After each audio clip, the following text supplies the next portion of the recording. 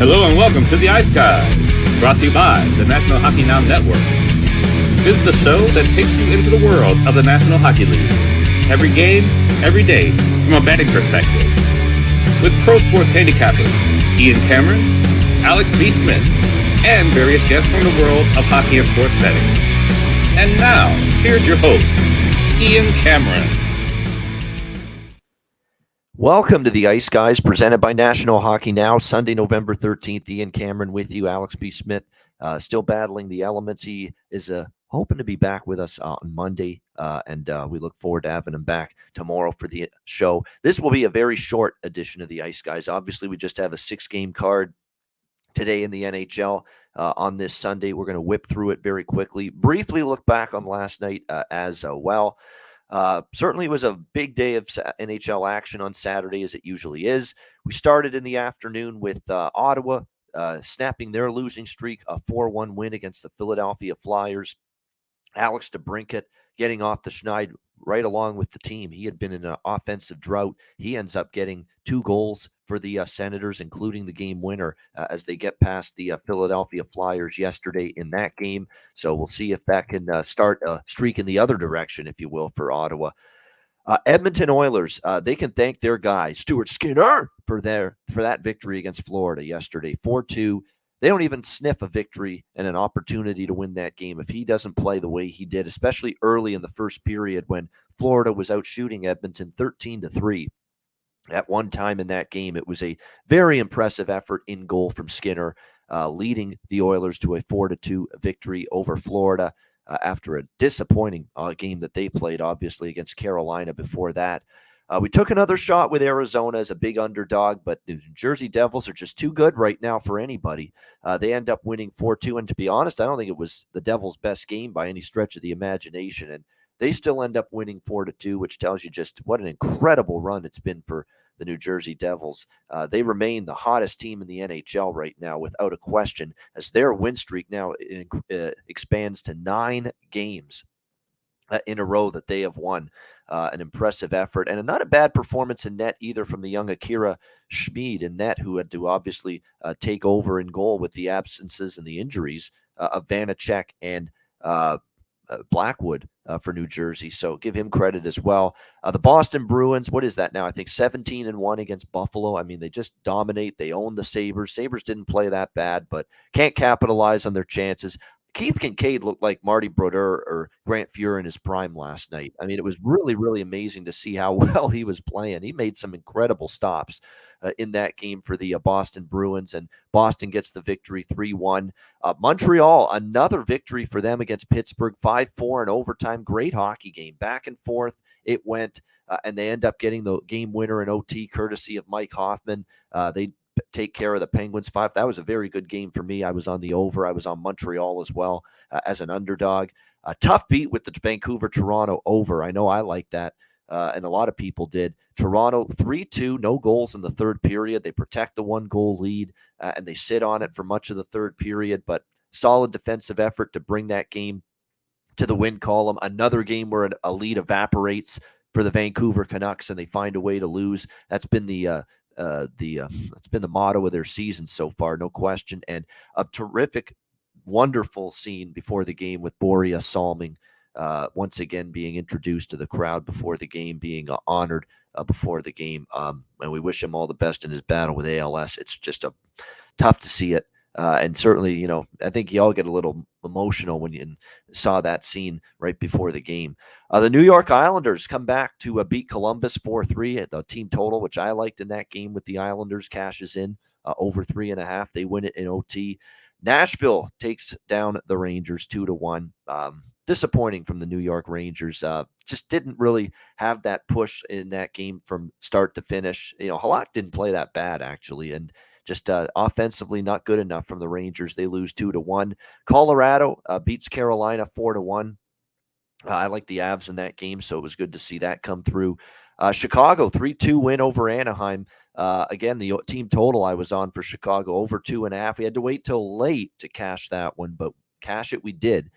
And they end up beating Anaheim 3-2. Poor Anaheim Ducks. Nothing's going right. They actually start strong, get up 2-0 in that game, but they end up falling and losing 3-2. We warned you for several days that the Calgary Flames, during their 7-game losing streak, were playing better hockey than that losing streak would indicate, and eventually they would turn it around. And they got their losing streak snapping victory last night, 3-2 over Winnipeg. Very solid, workmanlike effort, both ends of the ice. Solid goaltending from Jacob Markstrom in a scoreless third period, and they beat Winnipeg 3-2. And Winnipeg have been playing pretty well prior to last night. The LA Kings hang on and beat Detroit 4-3. Kind of disappointing that Detroit started so poorly. I mean, that giving up a goal in the first minute pretty much set the tone for that hockey game, and the Red Wings never truly rebounded from there. So disappointing there. And probably the highlight of the night for me, just because of them being a big underdog and the fact that, I took the St. Louis Blues last night, and going against a team that was just absolutely on fire off a perfect 5-game sweep of their road trip. Obviously not easy to bet against Vegas, but I said I think St. Louis can do it here. They finally snapped their own losing streak against San Jose. They get some confidence from that. Vegas has just 48 hours of downtime for returning home from the end of that road trip against Buffalo and returning home against Vegas last night. And it just was a perfect setup. And the Blues were able to capitalize on it and get the 3-2 win in that game. The best play, close shave Barbashev was good for the Blues, had a great game. Ivan Barbashev, Ryan O'Reilly gets the game winner, and Jordan Binnington shuts the door in the third period, and the Blues get the victory there in that game. All right, let's turn our attention to the Sunday card. We've got 6 games starting with the Dallas Stars and Philadelphia Flyers. Dallas minus 190, road favorites in this game, 6.5 the total. We got the Philadelphia Flyers starting to show, that maybe they're turning into the Flyers we thought coming into the season. They're in their first full-blown skid of the year, I guess you can say, the way they're playing right now. They lose 4-1 at home to the Ottawa Senators yesterday. They didn't play that terribly, but couldn't capitalize on chances. They had 38 shots, but it was a pretty solid performance in goal for the Ottawa Senators by Cam Talbot in yesterday's game in the 4-1 victory. It's probably, I would say, for Talbot, probably his best game as a Senator yesterday. Played very well. DeBrincat gets a couple of goals, and the offense for the Philadelphia Flyers, is we thought this team would struggle to score goals. It was going to have to be by committee, a scoring effort for the Ottawa Senators this season if they were going to have success. And you're kind of seeing that now, that it's the offense drying up a little bit, and they just have to play so hard and so perfect to win games, because they don't have a depth scoring. They don't have a lot of depth scoring. Their defensive game has to be so on point, and they have to get great goaltending, not just good. Even Tortorella, you play back so many of his press conferences this year, he's saying the same damn thing, the same fucking thing I'm saying right now. We have to play perfect, literally, to win hockey games, to overcome our deficiencies from a personnel standpoint and lack of depth scoring, and a defense that, again, has some issues at times. We've got to play a perfect game in order to, win games. And early in the season, they were. I mean, they were getting ridiculously good goaltending. Keep in mind, in a lot of those victories for Philly early in the season, there were a lot of games they were getting outshot. Look at the Nashville game. They beat Nashville 3-1, but they got outshot and outplayed. The Florida game, they win at 4-3, heavily outshot, heavily outplayed. Carter Hart was amazing in that game. Last week against Ottawa, when they went to Ottawa and beat the Senators 2-1, they got outshot. They got outplayed by a decent margin in that game. So they have not been carrying the play. They've been letting the other team carry the play, even in a lot of those early season victories. So I don't want to say fool's gold, but there's a little bit of that in the way the Philadelphia Flyers started the season. Dallas has now lost 2 in a row. They ended the road trip with a 5-1 loss to Winnipeg after beating Edmonton and Arizona prior to that. They come back home, and look, Jake Ottinger, they rushed him back. I don't want to say they rushed him back. They felt he was ready to come back. Well, if you watched his performance, he didn't look ready to come back. It was not the best performance by any stretch of the imagination for Jake Ottinger in that game yesterday. And, really, when you look at it here for the Dallas Stars, you hope that he now is going to be in a situation where one game under his belt is going to make all the difference. Keep in mind, when you've been out for a long period of time, I always say it's not always reasonable to expect the goalie to be great in that first game back, even though we all think very highly of Jake Ottinger. We think he's going to be the cornerstone franchise goaltender for the Dallas Stars moving forward. But clearly, when you've been off for that long, you're going to struggle a little bit. And I think we saw that against San Jose. But credit to San Jose. They are scoring goals in bunches, and we'll get to them in a little bit. But Dallas here starting a road trip. They play in Tampa on Monday and then in Florida on Wednesday. So bounce back type of spot here, I think, for the Dallas Stars. Early start, Philly's used to these. It's back-to-back, though, for them. It's also their third game in 4 nights. So when you look at it here, I think it sets up pretty solidly here for the Dallas Stars to get the bounce-back victory in this game. I'm going to go with them in regulation in this game. Obviously, get a better price that way. You can get Dallas around minus 112 at Pinnacle in regulation time. I think that's a decent look here in this game today. Certainly an early start. Ottinger is confirmed in net. I think it'll be Felix Sandstrom for the Philadelphia Flyers in net. He's actually played better lately. I mean, early in the first couple of starts were a little bit shaky for him, but I think his last start of the season, it was against the Leafs, if I'm not mistaken. And he played pretty well in that game for the Flyers. And even though his overall numbers, 306 goals against, 909 save percentage. Actually, he played against St. Louis. He played well in that game. 1 goal allowed, a 5-1 victory for the Flyers. And then the Toronto game, don't be fooled by the 5 goals against. I mean, Toronto had 44 shots on goal. It actually could have been worse if not for Sandstrom. So he's really played 2 pretty decent starts in a row for the Philadelphia Flyers. So I think the under definitely makes some sense in this game. You got to think, too, that the Dallas Stars are going to want to clean up the defensive coverage a little bit, help out Ottinger. Clearly, they weren't great in their own end against the San Jose Sharks on Friday night. So I'm going to go Dallas in regulation, small lean to the under 6.5 as well when it comes to this early game. This one's starting at 1 p.m. Eastern, by the way, Dallas and Philadelphia. The rest of the games are tonight, including this one, San Jose and Minnesota. We've got Minnesota minus 210, home favorites, 6 the total in this game. This is a tricky spot for the Wild. I mean, it's, again, that short turnaround, that quick 48-hour turnaround with just 1 day off in between games following a long road trip. That's what we've got here for the Minnesota Wild going into this game here against the San Jose Sharks tonight. So that's definitely concerning going into this matchup here against San Jose. I think San Jose could be live here. I have not tried to make a case too much for betting San Jose this season at all, to be quite honest with you. Minnesota, although they, turned things around on that road trip after losing to LA 4-1 against Anaheim, squeaked by Seattle 1-0 on Friday night. It's not coming easily right now for the Minnesota Wild by any stretch of the imagination. And, that home record at XL Energy Center remains disappointing. Alex and I have made a point of talking about this, how Minnesota has struggled on home ice this year, 2-4 at home entering this game. So I think there's potential for San Jose maybe to get a victory here. I think what I might do is split it. Now the puck line's gone up, so I probably won't touch it now. It's up to minus 140. When this line opened, the puck line was like minus 110, minus 115. There has been money on San Jose. I agree with it. I mean, I thought it was just given the situation. We know Minnesota's the better team, but just given the situation, it was pretty crazy that Minnesota was as high as minus 280 against this San Jose team. And then you start to look at the way the San Jose Sharks have played in recent games. Yeah, they're 2-5 in their last 7 games. 4 of the losses by 1 goal. 3 of them occurred in beyond regulation.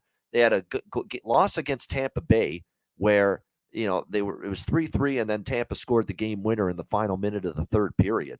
So you talk about a team that's, even though they've been losing some games lately, they've been ultra competitive. I mean, look at this track record. 4-3 loss to Tampa, shootout loss to Anaheim, shootout loss to Florida, shootout loss to Anaheim again. Against St. Louis, 5-3 St. Louis, and that game was back and forth pretty close the entire way. And then, of course, they get the big upset win Friday night in Dallas, 5-4. So I like San Jose here. This is probably a dog that, again, I'm seeing a lot of great offensive signs from the Sharks as well. Couture, Meyer, and Hurdle have been great. LeBanc, since they've moved him up to the top line, I think that was a nice little lineup adjustment by David Quinn.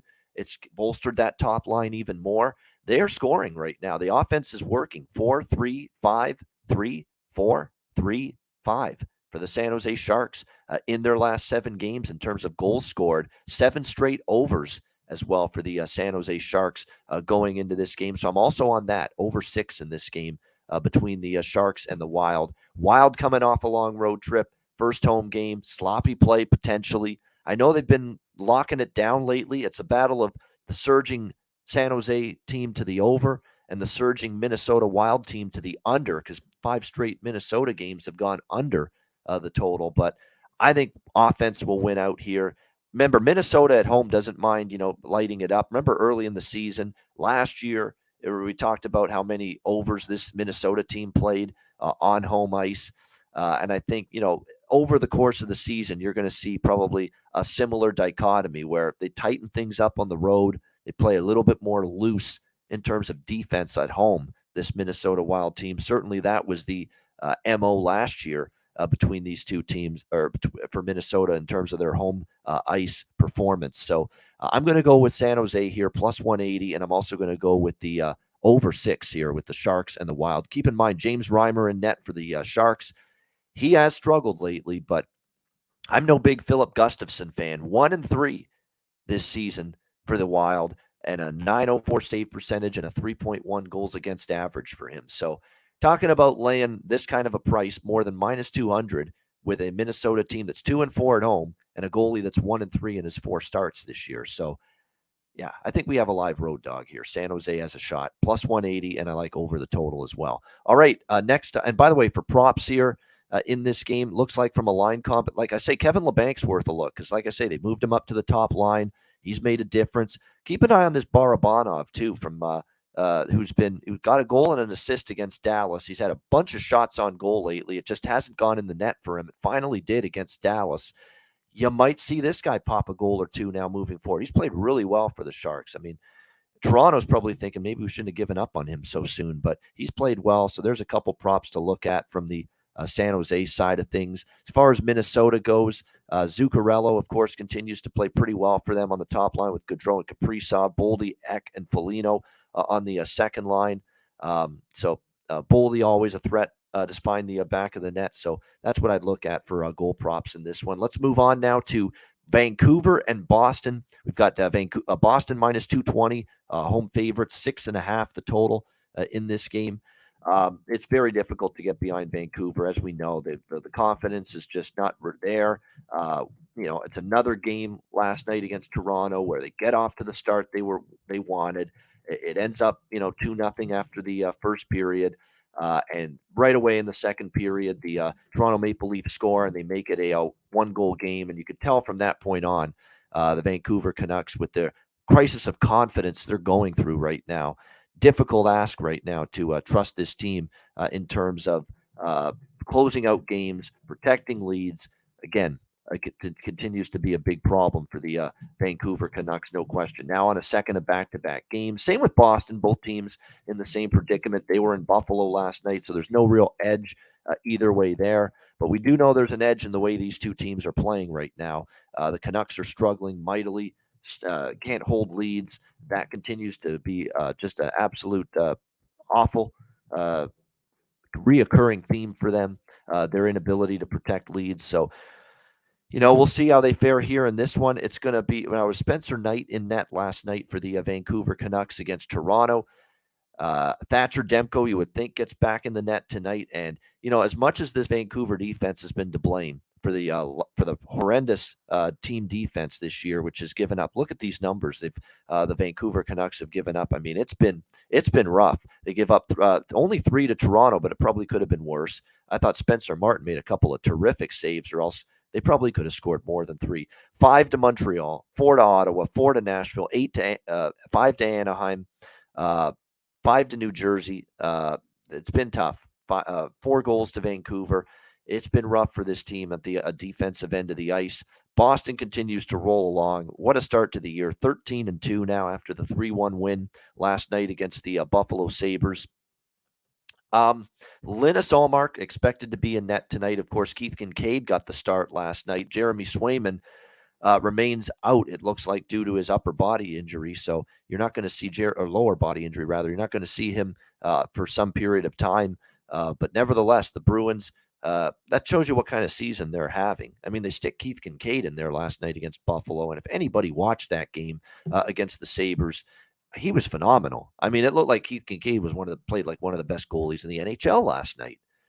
With how good he was. He was making these acrobatic saves, big glove saves, post to post movement was good.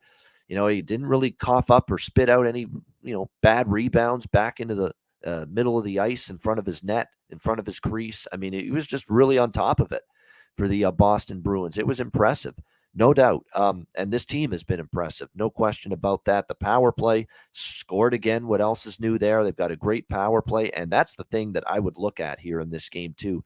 I like the Bruin team total here, over 3.5. That's probably where I'm going to go in this game rather than anything else. I mean, the problem with the full game over is uh, with the way the Bruins are playing defensively right now and the goaltending they're getting. This is a Bruins team that the last 4 games they've given up 2, 1, 1, 1. 5 goals in the last 4 games combined allowed by the Boston Bruins. So the defense has been there. The goaltending's been there. Like I said, Allmark will probably be in net tonight. He's 1.95 goals against average, 936 save percentage. He's been a revelation is what he's been. We knew there was talent there going back to the Buffalo days, but he'd always have those clunkers every now and then. He hasn't had a run of excellence like this in his career until now. So it's been very impressive from him. So that's why I'd probably gear more toward the Bruins team total than the full game over. Isolate that because you would think against this Vancouver team at home, Boston's got a good chance to get to 3 goals in this game. Also, when you factor in how amazing their power play has been, by the way, the team total is minus 128 at Pinnacle. Boston over 3.5.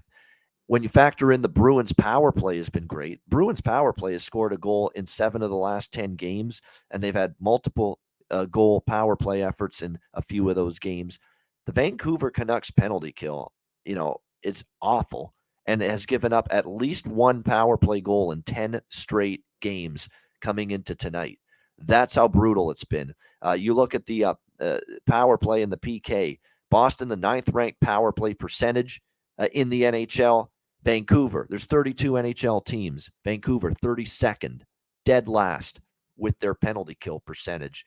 So the point I'm trying to make is if you're going to bet some player props tonight with the Bruins, don't look at just the overall props, like the full game props. Look at the power play props. Look at some power play point props, which you'll be able to get at solid prices tonight in this game. I'm just going to check now. I mean, and you know who are the guys that do the damage on the power play for the Bruins. Pasternak, Bergeron, Marchand. Those are the guys that are always in the mix on the power play. Charlie McAvoy, who's now back for the Bruins, quarterbacking that power play. He is probably a decent look for power play points. Like you could take Bergeron plus 185, Marchand plus 125, Pasternak minus 110, McAvoy plus 330 for a power play point in this game tonight. That's outstanding to me because he's going to get the lion's share of the power play minutes for this team. There's no question about that. And even Lindholm to a certain degree. Lindholm's the other defenseman that's gotten power play minutes, plus 375 on him. And his game offensively from the back end has really taken a step forward this year. And let's not forget, too, Charlie McAvoy got a goal in his return against Cal. It wasn't a power play goal, but he got a goal in his return. So you factor in this is a top 10 power play for Boston, which has scored at least 1 power play goal in a majority of their recent games. And you factor in this is the worst penalty kill in the league, Vancouver, 32nd, that's given up at least 1 power play goal in 10 straight games. Then the power play point props really do look appealing tonight for the Bruins. You just hope Vancouver doesn't have one of those nights where they're on their P's and Q's with the discipline. No hooking penalties, no holding penalties. They rein it in and they don't take many penalties. You hope that's not the case. That can always be the risk you run when it comes to the power play point props. But no, I think the Boston Bruins definitely with their power play point props, it's a solid look tonight. All right, Arizona Coyotes, New York Rangers. Rangers minus 350, 6 being the total in this game. 2-1 loss to Nashville last night, and for the Rangers, a 4-2 loss to New Jersey for Anaheim last night as well, back-to-back for both of these teams. We'll see how the Coyotes fare. The road trip continues for them after this. They go to the western part of the road trip. They go to Vegas. They'll play there after this game on Thursday. And then they'll play. Their schedule is weird. They play at Vegas Thursday, and then they're off till next Monday, the 21st, against Nashville, and then they play at Carolina. So this road trip was really only gotten started for them. They've already been to Washington, Buffalo, the New York Islanders. They won all three of those games before losing last night to New Jersey. Now they play the Rangers. And then the road trip, they get a little break after this. So fascinating to see how it goes here. I'm certainly not laying it with the Rangers here. Not going to do that other than an 8-2 blowout win against Detroit earlier this week. They've lost 4 of their last 5. Something's just not right at the moment with the Rangers. It's one game their defense is good. They don't score, kind of like last night, and their goaltending's good. They don't score. A lot of times lately, though, we've seen them, get some goals, and then all of a sudden the defense comes unglued a little bit. And Shesterkin, I don't think, has had his A game yet consistently this year. I know Gerard Gallant was talking about the power play last night. It wasn't as good as it should have been. That was the difference. They had looks, but they didn't have the premier looks they usually get, just a little off. That's all, is what he said about the power play. So that, we saw guys that had multi-game point streaks, Zibanejad, DJ Z-Bands, as I call them, Chris Kreider, had their streak snapped last night. It was not a bad performance. Like I said, they had chances. It was not like they got outplayed by Nashville, but it's definitely a spot where they've just been a little bit underwhelming so far this season, the Rangers, with their play. They have dominated Arizona 12-3 the last 15 meetings against Arizona. They beat Arizona recently, October the 30th, in the desert. The Rangers won 3-2, but it was a tight game. It was a close game in that one. I'm going to have a very, very tiny little wager on Arizona here. And I'm not even going to bother with the +1.5. I'm going to go straight for the money line here. Not liking it as much as I like the Coyotes in the other games in this road trip. Like, I really like them against Washington. I liked them a lot against the Islanders when I took them. And I even liked them a lot last night against New Jersey, even though the Devils got the win there.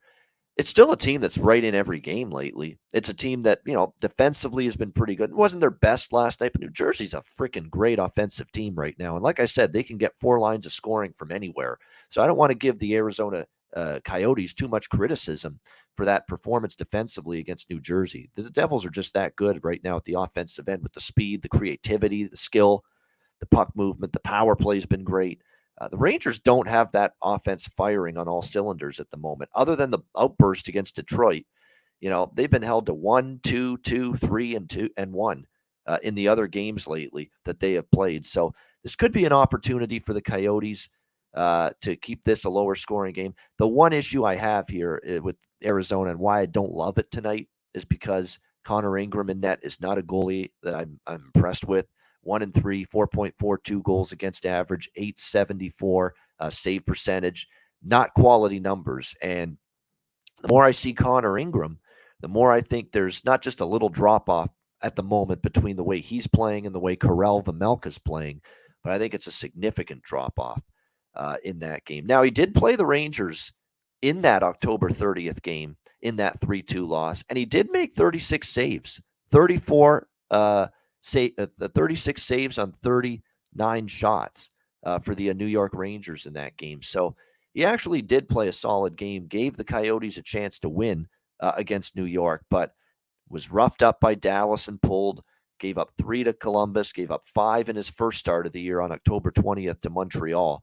He still had more, performances so far in net for the Coyotes than great performances. That's the reason why I'm going to keep it a small bet here on the Arizona Coyotes because of that. As far as props go, Dylan Guenther, man, I've been waiting for this guy to finally, now that he's been moved to the top line for the last several games, finally show his skill and offensive ability up there with Barrett Hayton and Clayton Keller on the top line, and he finally did. He got a goal against New Jersey last night on the power play. I would come back to the Dylan Guenther props. Like I say, I think this guy has good offensive ability, and it's only a matter of time before he finds the back of the net, and he did last night for the Arizona Coyotes. As far as the Ranger props go, I keep saying Jimmy Vesey, play it. As long as he's on the top line, stays on the top line, play it with his prop right now, playing with Zibanejad and Kreider. Zibanejad, look at again. I talk about this all the time with your prop philosophies. Zibanejad and Kreider. Do you know what they are to score a goal playing on the top line for the Rangers tonight? Zibanejad's like plus 120. That's pretty much the best price you can get on him to score a goal. Chris Kreider is pretty much plus 130 to score a goal. That's the best price you can get.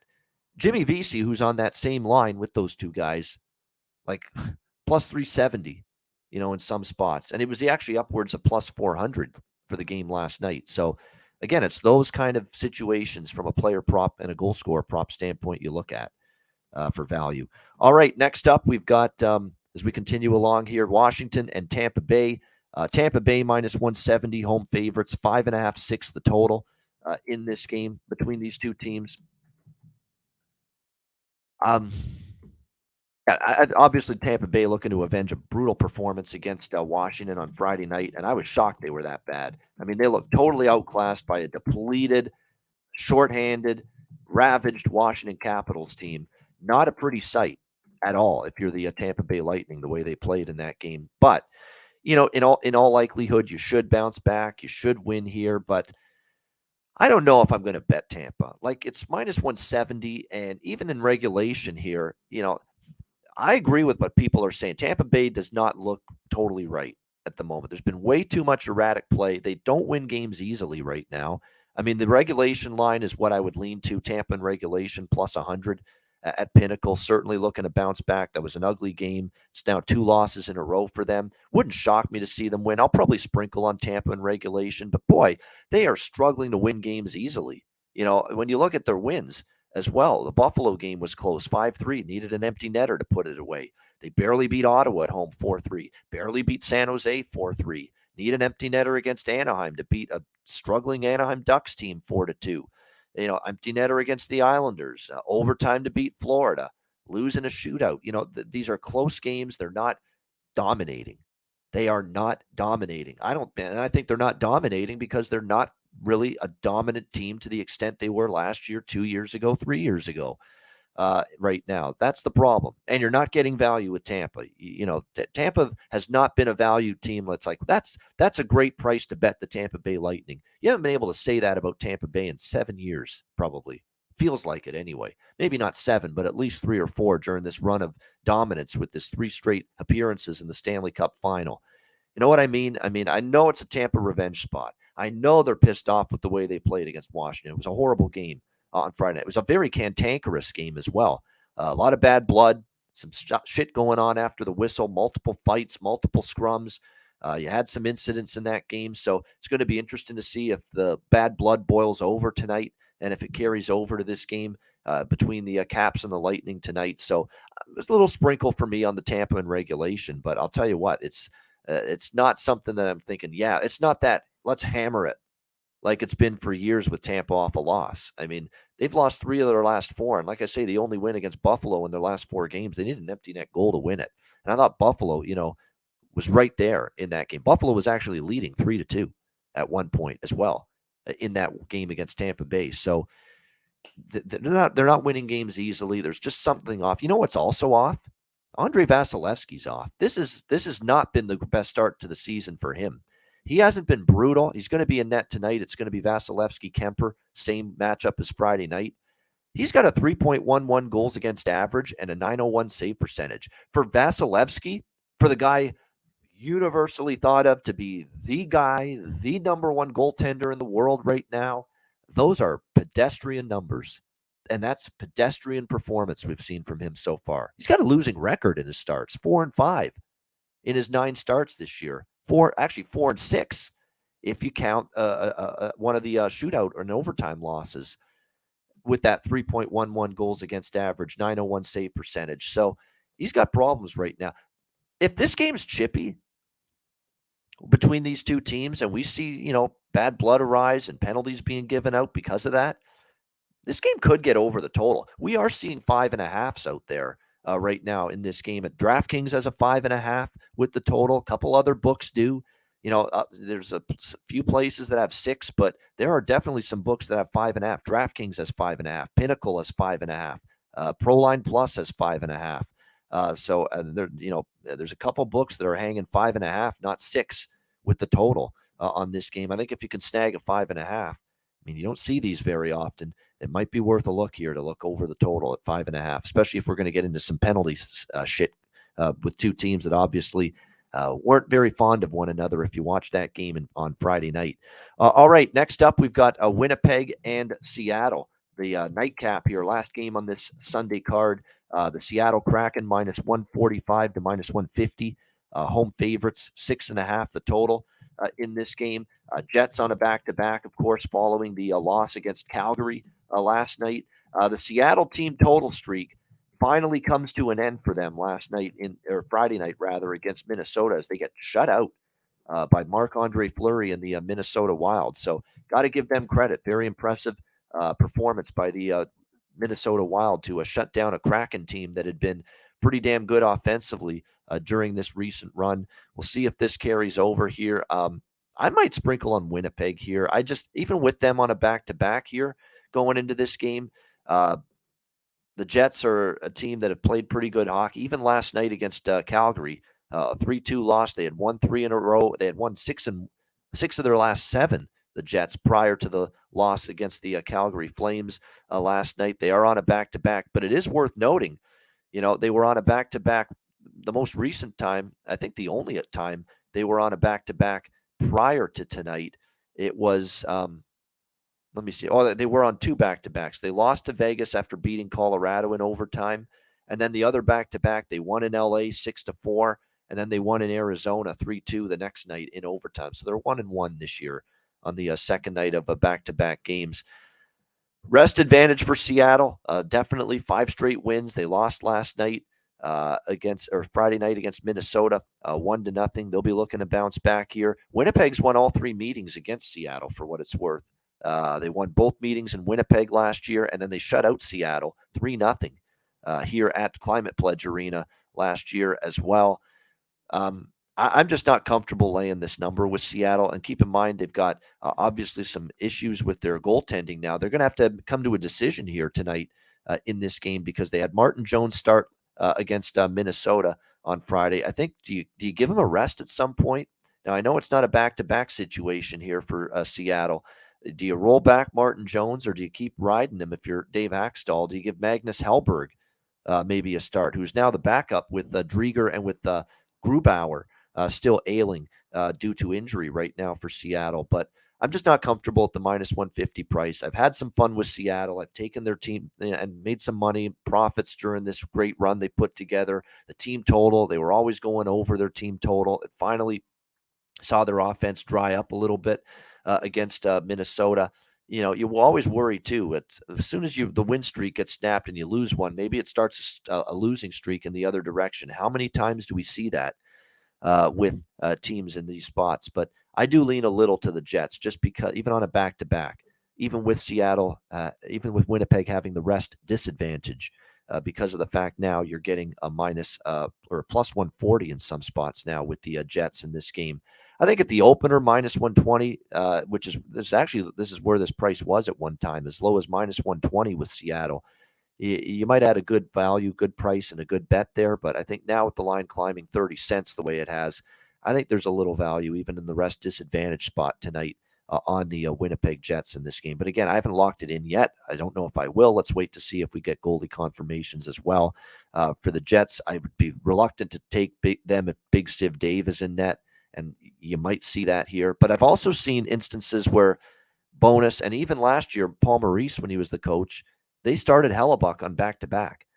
They've done that a lot before with Hellebuck. So don't totally rule out the fact that Hellebuck could start once again tonight for the Winnipeg Jets, even though he played against the Calgary Flames last night. So that's what will determine where we're at. I might play over the total if it's Riddick in net as opposed to the Jets. That's probably how I'll approach this game, depending on who's in net. Great stuff. That's the Sunday card. Thanks to everyone for joining us. Hit the like button. Remember, patreon.com/iceguys. Just $10 a month. Great content there. Sign up for that. Let's get to best bets. Let's tell you what Alex P. Smith likes, because he sent me his card for this Sunday slate. He's on the Vancouver-Boston game, over 1.5, minus 155 in the first period. He's on Arizona-New York Rangers, over 1.5, minus 140 in the first period. He's on Seattle, He got it at minus 125. So he likes Seattle. But again, that price doesn't exist now. It's up to minus 150. So kudos to Alex for getting a good price there. And his best bet for this Sunday card, San Jose, Minnesota, first period over 1.5, minus 135. So again, his best bet, San Jose, Minnesota, over 1.5, minus 135 in the first period. And my best bet for this Sunday card on the for the Ice Guys, it's going to be, let's do it. Let's take the big dog here, the San Jose Sharks, plus 185 in some spots at DraftKings. I think it sets up very well for them. They got the win against Dallas. They got a Minnesota team coming back home off the road trip that's only 2-4 at home, that has a goaltender in Philip Gustafsson who hasn't been particularly good and is only 1-3 in his 4 starts. I was debating. I could easily put the over there as a best bet as well for this game. In fact, I'm going to give you 2 best bets, side and total of this same game, because I like that over a lot as well. San Jose's trending that way, 7 straight overs for them. Let's give you a side and a total best bet from that Sharks Wild game. San Jose plus 185, San Jose, Minnesota, over 6, minus 110. That is what we'll roll with. A couple of best bets here for this Sunday edition of the Ice Guys. All right, that'll wrap it up. Thanks to everyone for joining us on YouTube Live. Hit the like button. A reminder, the Ice Guys is live 7 days a week, Monday to Friday, 2 p.m. Eastern, Saturday and Sunday, noon Eastern. If you can't watch the show live, download the Ice Guys podcast in audio form on all major podcast platforms: Google Podcasts, Apple Podcasts, Spotify, Stitcher, iHeartRadio, Amazon Music, and more. Download the Ice Guys podcast when you can't watch the show live. I'm Ian Cameron. Have a great Sunday. Enjoy the games and good luck, and the NFL as well. And we will talk to you again tomorrow on Monday, 2:45 p.m. Eastern Time, for another edition of the Ice Guys presented by National Hockey Now.